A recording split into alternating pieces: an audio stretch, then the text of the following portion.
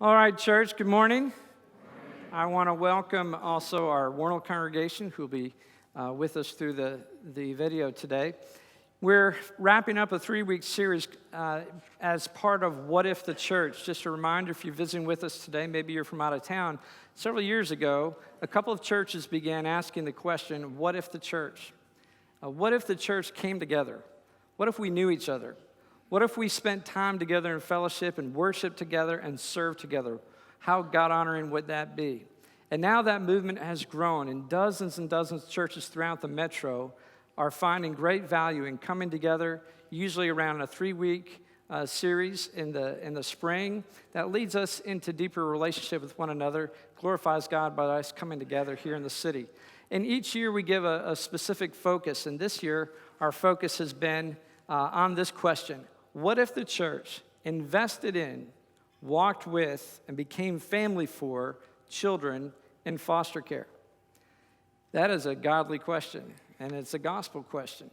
And so over the first week, we had Pastor Dan Sutherland come in from Westside Community Church, Westside Family, and he shared his passion, his story, and that of his church as they've been some leaders in the city in regards to the foster adopt movement, and really put it to us in terms of becoming a champion for the orphan, the physical orphan, as well as the spiritual orphan, people who are far from God.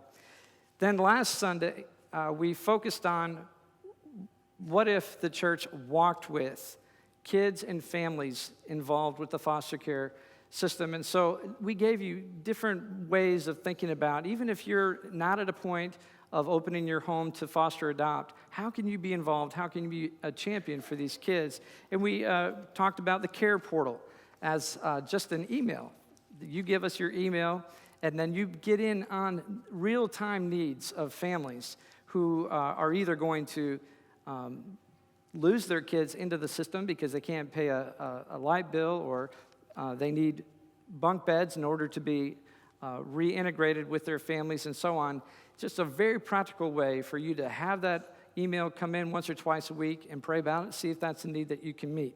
We talked about the respite night, and we actually hosted our third respite night last night. We had 80 kids, over 80 kids who came, foster kids who come from families here within our community, and over 50 volunteers from Colonial served those families and those kids. They're very excited. They may not be religious, but I guarantee they said, thank God, because it's just an opportunity for them to get a night out as parents and a little bit of a break, and it was our joy to serve those kids together. And 70% of the people who volunteered last night volunteered for the first time, which means the church is responding. They're getting engaged to serve. Thank you so much for that. And then we also highlighted another on-ramp for you, which is called You Thrive, and it's a new ministry designed to help you mentor kids that are aging out of the foster care system. And so all of those opportunities and on-ramps are available for you as you head back into both lobbies. There's opportunities to be signing up for the MAPS TIPS class, which is the Kansas side of the foster care training that you'll need to do foster, adopt, or respite for other families who are foster and adopting. So those opportunities to sign up are in the lobby, as well as the Cornerstone, right? Is that right? Cornerstone training, which is the Missouri side, and you can sign up if you're a Missouri resident in our lobbies for that as well. So we're hoping that you're praying about all these opportunities. Our last Sunday today of What If the Church, and this question says, what if we became family for? So we're addressing one of the great needs, and that is opening our homes and our hearts to kids to bring them in as foster parents and or foster adopt. So I'm going to ask our foster adopt coordinator, Hannah Mabey, to come up, and then we'll hear from a few other families in our church today. But Hannah, have a seat there, and let's give Hannah a warm welcome. We're very excited she's here.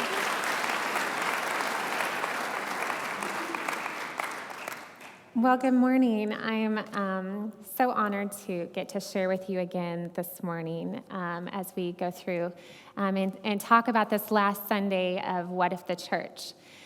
As Jim and I were planning these Sundays, these last 3 weeks, he said, "Hannah, which Sunday is the most important to you?" And I said, "This Sunday, because this is the Sunday where we talk about the greatest need." And I can tell you, in my time as a social worker for KVC, doing foster care for the state, I know what it's like to pick up little ones in my car and move them from one foster home to another home. And I know what it's like to call a new teacher in the middle of the year and say, "This kiddo is going to join your class," and it's not the first school they're switching this year. You're the second teacher they've had, and no, they can't read yet. All of these things. This is where my passion is and where my heart is, because it is the area of greatest need. Without adequate homes, the trauma that these children initially face for the reasons that they came into care is compounded by the trauma of a foster care system that is overloaded with need, but without adequate homes to support them. Let's review our numbers from last week. So here in Johnson County, we have about 600 children in care. And then we only have 235 licensed foster homes in Missouri. We have about 1,754 children in care, about 510 licensed homes there. While we contemplate what if the church became family for, then we also need to ask, what if the church doesn't? What if there is no family? What if these children turn 18? What if they turn 16, 17, 18 during these pinnacle seasons of young adulthood? They age out of the foster care system with no lasting relationships into isolation. Well, the research shows us that 1 in 4 will be in the justice system within 2 years. Only 58% will graduate from high school by age 19, and 1 in 4 will be homeless after age 18. It goes on to say fewer than 50% will be employed at the age of 24. Fewer than 3% will earn a college degree by age 25, and then 71% of females will be pregnant by age 21. Additionally, another piece of information is, this is a large investment for our state. It cost about $99 million in the state of Kansas in 2015 to care for all of the children in care. Well, as we think about what if the church doesn't, I'm here to tell you today that our church is doing. Colonial is becoming family for, and there is a precious number of people in our church family who are amongst that tiny number of 235 licensed homes in Johnson County, and we have a few in Jackson as well. More of us are asking, what if we took a foster parenting class and became a licensed home? What if we provided overnight respite care for our church family who are fostering around us? And what if we volunteered to engage in the many areas we are talking about the past 3 weeks? And today, many of us are wondering, what if we opened our homes? So I'd like to invite Matt and Danielle Trout up here. They are a sweet colonial family who has opened their home, and they have had a short-term foster placement this past season. And can we give them a warm welcome? We're so glad that they're here to share. Do you guys want to tell us about this journey for you? What has it looked like to become family for? Yeah. So our journey started a couple years ago when Colonial started introducing the ministry for foster and adopt.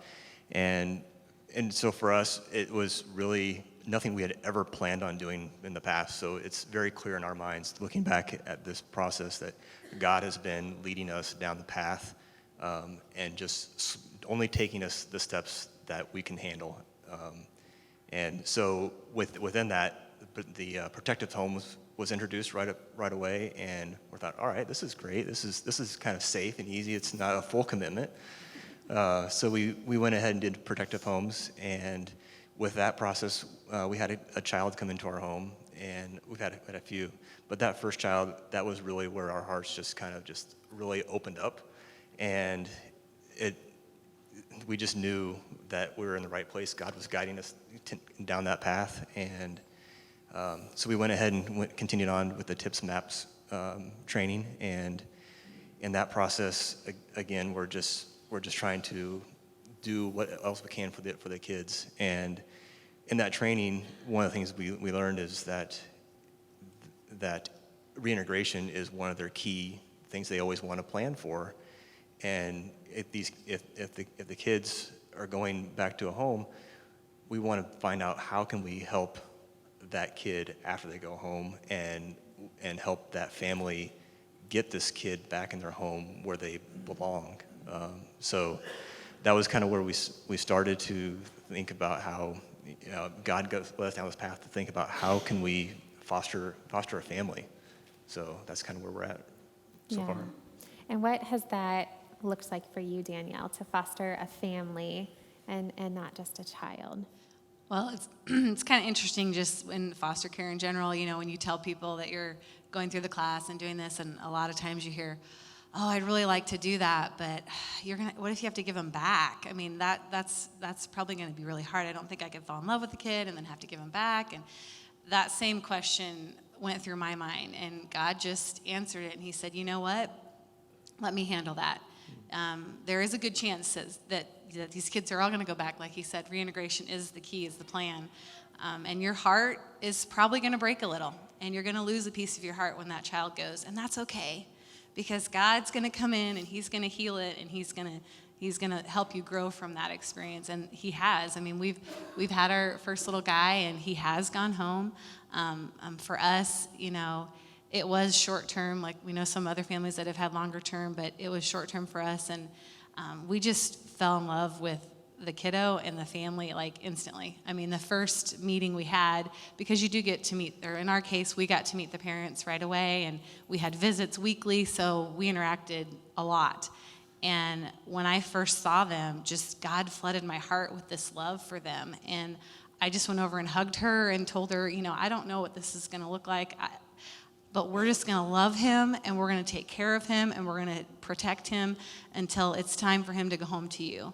And we just both hugged and cried, and it was hard, but like from that, we've just grown. I mean, we've learned so much about each other in visits. They've come and been to our house, and we just sit outside and talk for like 2 hours, just like getting to know a new friend and learn about their lives and their history and their family and their past, and just grown to love their hearts, because they're kind-hearted, loving people, and they've had rough lives, or they've had bad choices here and there, and they're just like us, and if we hadn't had our parents, or we hadn't had the people in our lives that had encouraged us, we could be the same as them. So getting to know them and being with them, praying for them. We've had, they've come to church with us. We've shared Easter together. We've done birthday parties together and met more of their family. So we're very much interwoven into their lives, and still are. He has gone home, but we're still in contact. We still see him. We still talk to them pretty frequently. And it's just been a totally different experience, but good. Yeah. And even just watching our kids, our boys have been just really, they've opened their hearts as well to the kid who was in our care. And it's just very rewarding to see them care for somebody else and not really worry about things. So it's been good so far.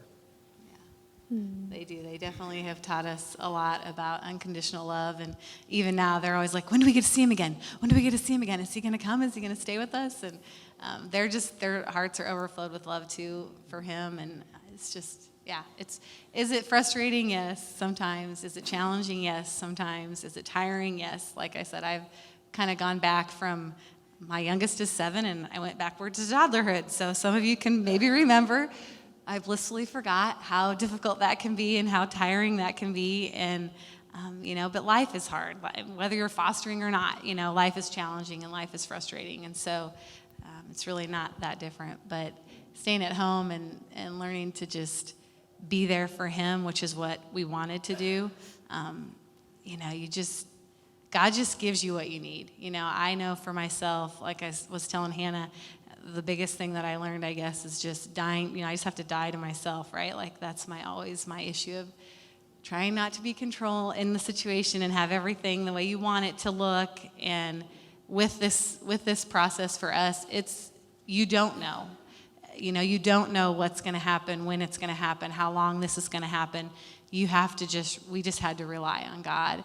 And that's not something in our society that we really have to do much. There's a lot of things we can plan ahead for. There's a lot of things we can get our 401ks and all that stuff in line. And so to rely on God, we don't really have to, even though we know we should, right? And in this situation, it just really made us realize that it's a day-to-day reliance and trust, and it's just deepened our faith in that respect to just go, okay, God, what do you want us to do today? Which way is it going to go today? Just use us, and if you're going to pour us out, then you're just going to have to fill us back up, because we can't do it without God. And so I think it's strengthened our faith a lot. All right. Well, what we want you to hear not only is just the powerful testimony, the life change, the deepening of faith, but that this is one of the roads to being faithful, is doing short-term foster care. And I think that is kind of scary for people to think, I'm going to have this young person in my house for just a short time and then they're going to go. How is that going to work? But, in this case, it's gone deeper than just having a kid in your home. You've really ministered to the family. The relationship goes on. And the goal is actually for this child to be raised by their biological parents, if that's possible. Sometimes it's not, but in this case it was, and what a blessing it's been for your family. Thank you for modeling the way for us and being early adapters, if you will. But it's helpful for us to hear from a family with 3 boys that this can be done and probably should be done more and more. So thank you very much. Let's give them a warm hand. Thank you, guys.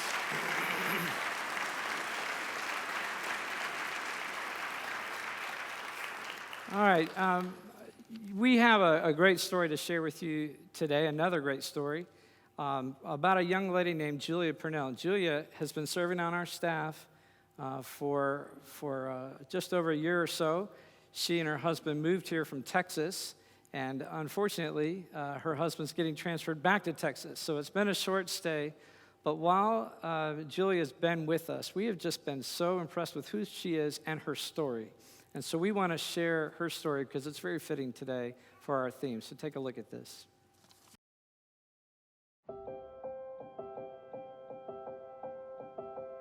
My mom had mental problems, so when I was younger, probably up to 4th or 5th grade, I was in and out of foster homes because I'd lived just with my mom and my 2 sisters. I remember once we came home from school and our goldfish were in the frying pan and she was frying them because she said they were piranhas and they were going to eat us. And I remember as a child, I guess Mom didn't pay rent and we came home and there was padlocks on the door and it was just Christmas and everything that we had got from Christmas was gone. And then when we moved to Texas, my dad got remarried and came here to Texas.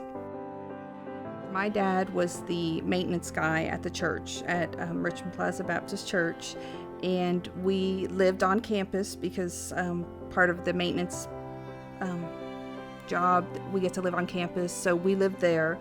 And I knew Linda and them because they were my youth minister, they were the youth Sunday school teachers. I was an adult. We had 2 children of our own, and it had never dawned on me that there were kids that didn't have parents that loved them. It never occurred to me that there were kids in crisis, and I just was shocked. My husband worked for a company called Houston Achievement Place, and it's a residential treatment center for adolescents. They started at age 12 and went up to 18, and when the kids aged out of the program. So he was coming home telling me about these kids he's meeting that didn't have parents who loved them and had all kinds of emotional problems. I said, maybe when our girls are older, we should think about doing this and maybe helping some of these kids. And the girls heard us talking about it, and our biological daughters, Chrissy and Julie, said, oh, we want to be a part of this. We feel like we could make a difference too. We were also involved in a church that Julia just happened to be part of that Sunday school class that we had. We knew that her father and her stepmother were divorcing. We knew there were some problems, and Julie would kind of just really clung to us, and for some reason there was just a real connection there. At that time, my dad was going through divorce, and my dad gave up custody and signed over rights to CPS. And at that time, I went straight to the Andersons' house, so was in foster care at their house. You know, I remember when I moved in with the Andersons, you know, I had a suitcase, and that was all I had. And I was in 6th grade, so I was 11 years old, and everything I carried was right here. That's all I had. A lot of kids that go into foster care are not as lucky. So going into a Christian home and knowing that God's in there, and knowing that you're going to church every Sunday, so you have accountability from other people too, I think helps a lot. My daughter said a couple days ago, she goes, "Mommy, if this would never have happened, I wouldn't be here, would I?" And I said, "Yeah, honey, you wouldn't be here, because I would not have chosen the road that I've chosen by having, you know, faith and being raised in a Christian family." Nobody could have made me believe that we would be fostering girls at any point in my life anyway, so it's totally such a God thing. I mean, he planted that seed in both my husband and myself, and when we started fostering, things just fell into place. And seeing the girls now and enjoying their husbands and our grandchildren, I forget about the hard times that we had, but there were, you know, they had a lot of baggage that they brought.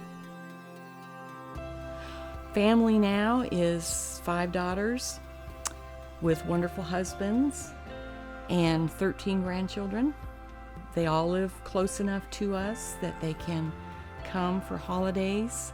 It's amazing to me that God has kept everybody together even into adulthood, because that's a problem I really feel so badly for, is as the kids get older and when they age out of the program, and so many of them don't have a place to go. There's so many kids that are hurting right now in foster care, that are broken, that if someone just opens the door and gives them an opportunity and loves them, to me, the churchgoers need to take a step of faith and open their homes and let God do the rest, because God has to be in control of it all. Oh, I think if there's any kind of just a spark there, just give it a try. You can start with small things like having a child in your home for a weekend, helping them to get involved in a youth group, studying, being a tutor, or any kind of a thing that you can do to inject some of your life into this child. I'm just blessed to have great parents that I have, you know, through the foster care program, and then I have the great opportunity that I was fostered, because I just wouldn't be who I am today. I don't know what my life would be if they had not come to our house, because they're just as much mine as my own daughters are. They are my daughters. They're my loves. It's so rewarding. You can't imagine how rewarding it is to be able to see these kids develop into adults that are not part of a system. They're part of a family, and they're responsible, and they're raising their children to love God and to be responsible. So the cycle is broken. They can just move out and do great things and make a difference for eternity.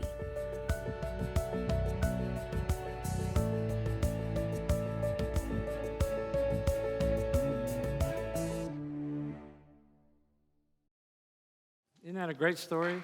It's just awesome. Just awesome. Yeah. Okay, we're going to have one more family come and join us. Matt and Stephanie Stinson have been members at Colonial for a long time, and are some of my, I hate to say it, pastors have favorites, and these are some of my favorites right here. It's been just a joy to serve with them and walk with them for the past 8 years. And so, Matt and Stephanie, You guys had 3 kids, ages 18 months, 3 years, and 5 years old, and yet somehow you were drawn into foster care some time ago. So tell us how you discerned that call to engage in the foster care world. Well, I guess the short answer is we just felt God did call us to that ministry. That's a great answer. We're in church. I appreciate thank you that. very much. But I guess to tell the kind of whole story, we'd been involved in some ministries, but they took us away from the home. And so as we were having our kids, and they were small children, we just didn't feel like we should continue to be involved in ministries outside of the home. So we were kind of circling the wagons and really focusing on our children.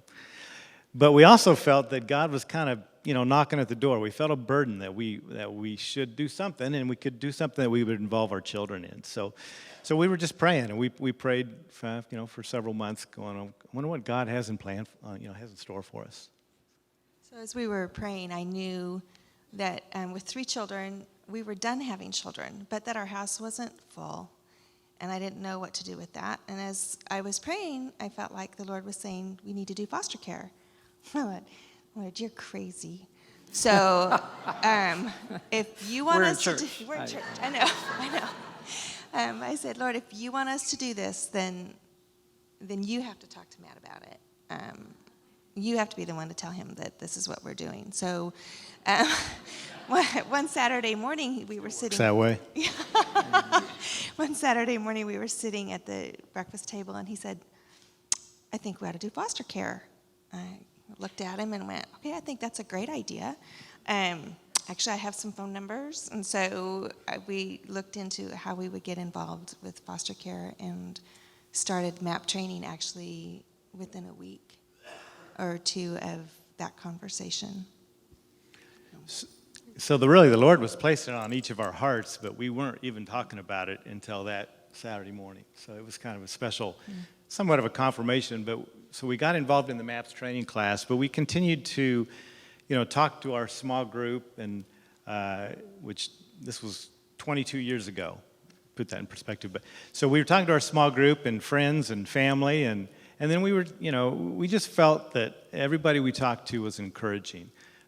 Our parents had some concerns. They were concerned that their grandkids, our children, would get neglected, wouldn't get the time they deserved, and would become kind of embittered. That was a concern they had at the time. But for the most part, we really received a lot of encouragement. So how did it work out for your family? And obviously there were probably challenges along the way. So why don't you tell us a little bit about that? Well, it worked out for our family well, but as we were working on this call, we talked to our kids, and we said there are kids out there whose parents can't take care of them, and we might be able to help them, and they were all over that, and ended up that one of our daughters, Elizabeth, was having carpool to preschool from good friend Betsy Mitchell, who comes to this location, and Betsy said to her, so your mom says you guys might be taking care of other kids. What do you think about that? She said yes. And then Betsy said to her, so how many? And Lizzie thought about it for a minute, and she said, oh, all of them. So it was nice to have confirmation, within our family. And we had children from the ages, from 3 weeks time period to 2 years. And so some were short-term, some were long-term. There was a lot to do. There was a lot of work as far as court dates there was, and all through all that, and therapy, and making sure our kids still had activities that they could do, and they did. The other kids, were able to do things as well. But it was good. We really, the church body was very supportive, the Colonial church body, and we had some very good friends who are in the church to this day, who just came alongside us, and so they would sometimes watch the kids while we, ran off and did things, or we needed a break. So it just was an opportunity, and we just felt that was an important part of what happened during those years we were doing foster care. When we got a child, it was like Christmas morning. I mean, it was exciting. We the whole family. It was really fun. And each child was unique and, just had their own personality and their own differences, which was always fun to kind of get to know them and grow to love them and just really encourage them. We would take a little break in between kids. So, when a child left our home, because at that time we didn't feel like we were called to adoption, but when a child left our home, we would take a little break and we'd pray about it and continue to kind of seek counsel to make sure that God wanted us to continue on this path. And he did, invariably. So we'd call the placement at SRS and say, okay, we're ready. And we'd have a child within a day or two. So. You mentioned at the first service that you went and got your training, you got your license, and on the very same day, you had your first child. The day we were licensed, we had a child that evening. Wow. I mean, the need is so great. Yeah. So great. So you fostered several kids from 18 months to 2 years, so kind of a short-term adoption. I mean, fostering, because you weren't ready, you weren't feeling called to adopt. So these kids would come and go, take a break in between. But then, at some point, you did feel called to adopt. Right. I don't want to miss this bullet point, so I'm going to throw another one in there. There were challenges. The thing that you find out, and it was kind of already shared, but these kids, by no fault of their own, have incurred some form of trauma. I mean, they've incurred separation, in some cases abuse, and trauma. And so with that comes some behaviors that can be at times challenging to deal with. And that was the biggest challenge for us was dealing with some of the behaviors. But we continued to work as a team and remind ourselves, these kids need love. They need love. They need to be shown the love of Christ. And that's what we're doing. We can't necessarily fix everything, but we need to show them that unconditional love. Yes. And so the last two little girls that we had them for a couple years, and they asked us if we would consider adopting them. And at that point, our family had grown very close, and so we, once again, kind of went through the discernment process. We met with Pastor Paul, we prayed, we talked to friends and family, and came to the conclusion, yes, we don't want these kids to move on. We want them to become part of our family forever. And so that was the plan, but then there was a bit of a disruption to our plan anyway, or to that plan initially, in that they had a family member who actually had been incarcerated and came to one of our hearings, and we didn't know this was even in the picture, and was able to regain custody of the girls. And they returned to him for 3 years. And during that time, we stopped doing foster care because we just felt like God was telling us to kind of stay close to the situation.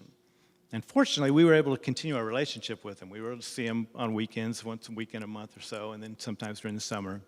So there was some continuity there. After those 3 years that the kids were gone, I got a phone call from one of their aunts, and they said, we need you to take the girls back, because if you don't, they're going into the system in Missouri. And I thought, there's no way we'll ever see them again. But I was in the midst of a quiet time, and I said, I'll call you back. We'll pray about it and, see how this is all going to play out. I was reading Jeremiah 32, 37b through 41 is what the Lord gave me that day. I will bring them back to this place and let them live in safety. They will be my people, and I will be their God. I will give them singleness of heart and action, so that they will always fear me, and that all will go then well for them and for their children after them. I will make an everlasting covenant with them. I will never stop doing good to them, and I will inspire them to fear me, so that they will never turn away from me. I will rejoice in doing them good and will assuredly plant them in this land with all my heart and soul.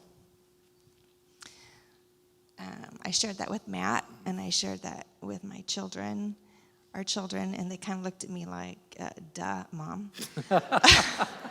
Kind of think that's what we're doing. And the Lord allowed that. It was a long process for the adoption to happen. But they came back, and we were able to adopt them and as a part of our forever family. And it was a challenge. You know, there were things that we had to go through, things that we've been tested with, but that scripture that I have stood on in the midst of the storm. Sometimes I feel like I'm in a raging river standing on that rock going, Lord, you promised. You promised. So I'm counting on your promise. And he's faithful. I mean, all of our kids, all 5 of them have grown in their faith, are growing in their faith. We're all in different places. But our younger ones are going, God is big and God is good, and we're going to figure this out. So that's been a huge part of letting God be in control. Matt, what's the impact been on your family? You know, just overall, the long-term impact of this call 22 years ago on your lives. Now it's been going on for a long time. I was thinking between services, you know, we just have grown in our faith, and all 7 of us. And I think, you know, our son-in-law of one of our adopted daughters recently accepted Christ into his life. And so it's just been wonderful to see God grow and help us grow. I mean, God, you know, give us that opportunity to grow through doing this ministry. And our kids kind of have a special place in their heart for kids that have gone through some form of trauma or brokenness. Our oldest 2 are teachers, and they've had to deal with some kids that have some challenges and some trauma in their life, and they just have a calmness about them. They have an understanding, and that's just been fun to see that our kids don't get rattled too much by behaviors that are a little bit outside the norm, because we've kind of learned that that's part of life, and so that's been good. Yeah. And then I guess the biggest, I should say the biggest, but one of our daughters has blessed us with a grandson. And so we're just grateful for that. He's probably, he's here this morning in our day in the nursery. And so he's a blast, and he's the greatest. So. You're such a grandparent. Yeah. All right. Well, let's give the Stinsons a big hand. Thank you so much. Thank you.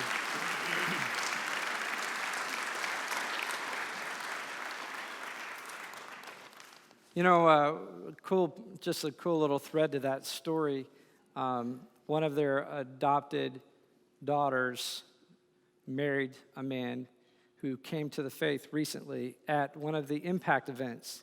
So if you're wondering why the Lord called us to do that, it all winds together. And it's such a blessing to see the great divine conspiracy of what God is always doing. One of the things I hope you're hearing from this panel and recently from the Stinsons, as well as Julia Purnell's story, is that when we open our homes and our hearts to these kids, we break the cycle. But if the Christian church does not open their home and hearts to these kids, then the cycle continues. 71% of these young ladies end up being pregnant before the age of 21. 1 out of 4 end up in jail and so on. I mean, the statistics are pretty staggering.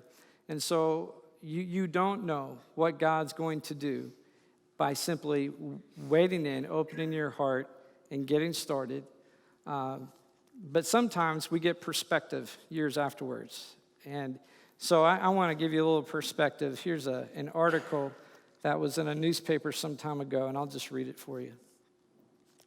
It was the 15th of August, 1952, when Mr. Wade of Social Services came to see us. He told us he was in desperate need of a home for an 8-year-old boy. This little boy was in a foster home, and they would no longer care for him. His mother had given him up for adoption, but he could find no one who wanted to adopt an 8-year-old boy. He asked us if we would take him and consider adopting him. At that stage in our lives, our daughters were both in college. To take on the responsibility of raising a little boy was as far from our thoughts as a trip to the moon. We discussed the pros and cons and told Mr. Wade we would try it for 6 months. If at the end of 6 months all 3 of us were happy, we would keep him, but would not plan to adopt him until we saw how things worked out. He agreed to this and said someone would bring him to us the next week. The following Friday, Miss Costello brought him to our home. When he arrived, all his worldly possessions were tied up in a Campbell's soup box. In it was a jigsaw puzzle with pieces missing, a worn-out softball, a pair of worn jeans, and a plaid shirt. However, he was wearing some new clothes. The first few months were not easy. He had to be taught the rules of our home, how to say please, thank you, excuse me, etc. He displayed his temper on more than one occasion by throwing whatever he had in his hands, yelling and stomping his feet. But he soon learned that none of those actions got him anywhere. He was enrolled at the little Maine school where he had a wonderful teacher. He was an average to good student, made friends easily. 6 months went by, and we all agreed he should stay. When Christmas came, he could hardly believe that he had received so many presents and things he had asked for. When he was about 12 years old, we bought a cottage up north where we would go on weekends. His dad taught him to fish and to run the motor on the boat. He and his friend would go out early on Saturday and Sunday mornings to their favorite fishing spot. He was told to be home for breakfast by 9 a.m., and always about 10 minutes to 9, we would hear the sound of the motor. He was always on time for breakfast and usually had some fish. When he graduated from high school, he enlisted in the Navy and served 4 years. He married his childhood sweetheart while he was in service. When he finished his tour of duty, he came back, got a job, went to college. He graduated with a degree in business and finance and has been a successful businessman. He and his wife have 3 sons and a daughter, and now a little granddaughter. As I recall that day 45 years ago, I can only think of the joy and happiness we would have missed if we had said, no, we don't have time or enough love in our hearts to raise a little boy. And of course, that article was written by my grandmother, and that little boy was my dad. You see, it breaks the cycle. It breaks the cycle, and that what comes from that simple act of obedience, of opening your home and your heart, has eternal impact. Amen? So we're going to close our service. And I'm going to ask our worship team to go ahead and come down and close us out. I'd like to pray for us. And again, the ask here as we close this series of What If the Church is that you would simply pray, that you would ask God, what would you have us do? What would you have me do? And listen and keep praying until God makes it clear. Will you pray with me? Lord, we thank you for this series, this time that we've had to focus our hearts and our minds, our thoughts and our attention towards your children. Many hurting homes. Lord, this is life. It's everywhere. But you placed the gospel in the hands of the church and said, go. Go be salt and light. Go be a city on a hill. And in that city should be all of the children. You want these children in your home. And so I pray that we would just be faithful, Lord, to wait upon you, that you would make clear to us as a church, as individuals, and as families what you would have us to do. We thank you that you have given us the spirit of adoption, that you have adopted us into your family. And I pray that you would give us a heart now for these kids. And I pray this in Jesus' name. Amen.